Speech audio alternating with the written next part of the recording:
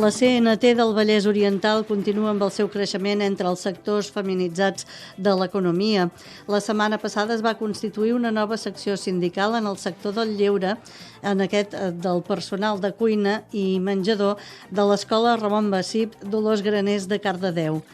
El servei de menjador, cuina i monitoratge d'aquesta escola municipal està externalitzat i a l'actualitat el gestiona l'empresa F. Roca.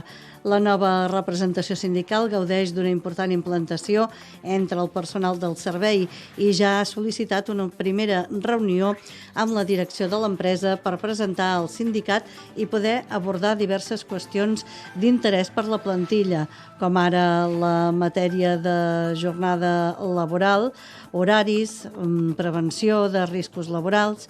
La CNT considera de gran importància que les plantilles de serveis externalitzats disposin de representacions sindicals pròpies.